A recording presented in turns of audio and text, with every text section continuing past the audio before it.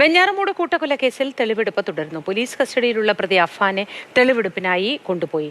Jibin J B വിശദാംശങ്ങളുമായി നമുക്കൊപ്പം ചേരുന്നു. Jibin, good morning.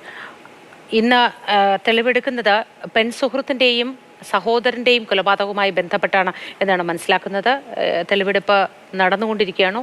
വിശദാംശങ്ങൾ എന്താണ് ജിബിൻ? മോത്തി വെഞ്ഞാറമൂട് കൂട്ടക്കൊലപാതക കേസുമായി ബന്ധപ്പെട്ട് മൂന്നാം ഘട്ട തെളിവെടുപ്പാണ് ഇപ്പോൾ നടന്നുകൊണ്ടിരിക്കുന്നത്. കഴിഞ്ഞ ദിവസമാണ് വെഞ്ഞാറമൂട് പോലീസ് അഫാനെ പോലീസ് കസ്റ്റഡിയിൽ വാങ്ങിയത്. 3 ദിവസത്തേക്ക് ഈ കേസിൽ പോലീസ് ഇപ്പോൾ തെളിവെടുപ്പ് നടത്തുന്നത് അഫാന്റെ അനുജൻ അഫ്സാന്റെ കൊലപാതകം, പെൺസുഹൃത്തായ ഫർസാനയുടെ കൊലപാതകം, അതുപോലെ മാതാവ് ഷെമിയെ കൊലപ്പെടുത്താൻ ശ്രമിച്ച കേസ്, ഈ കേസുകളിലാണ് ഇപ്പോൾ വെഞ്ഞാറമൂട് പോലീസ് തെളിവെടുപ്പ് നടത്തുന്നത്. ഏകദേശം 9:15 കൂടിയാണ് വെഞ്ഞാറമൂട് പോലീസ് സ്റ്റേഷനിൽ നിന്ന് അഫാനെ പേരുമലയിലുള്ള സ്വന്തം വീട്ടിലേക്ക് എത്തിച്ചത്. ഇവിടെ പോലീസിനോടൊപ്പം തന്നെ ഫോറൻസിക് സംഘവും കൂടി വീട്ടിലേക്ക് എത്തിയിട്ടുണ്ട്. കാരണം ഈ കൊലപാതകങ്ങൾക്ക് ശേഷം ഉമ്മ ഷെമിയെ മുറിയിൽ പൂട്ടിയിട്ട് ആ താക്കോൽ അഫാൻ ബാത്റൂമിലെ ടോയ്ലറ്റിലിട്ട് ഫ്ലഷ് ചെയ്തിരുന്നു എന്നുള്ള കാര്യമൊക്കെ പോലീസിനോട് വെളിപ്പെടുത്തിയിരുന്നു. അതുകൊണ്ട് അത് സംബന്ധിച്ചിട്ടുള്ള കൂടുതൽ വിശദാംശങ്ങൾ പോലീസിനെ തേടേണ്ടതുണ്ട്.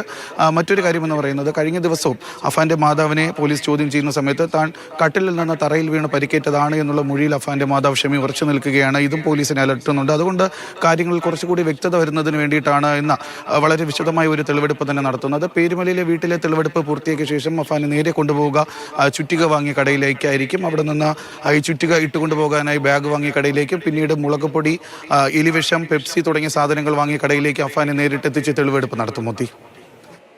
ശരി ജിബിൻ ജെ ബിയാണ് വിശദാംശങ്ങൾ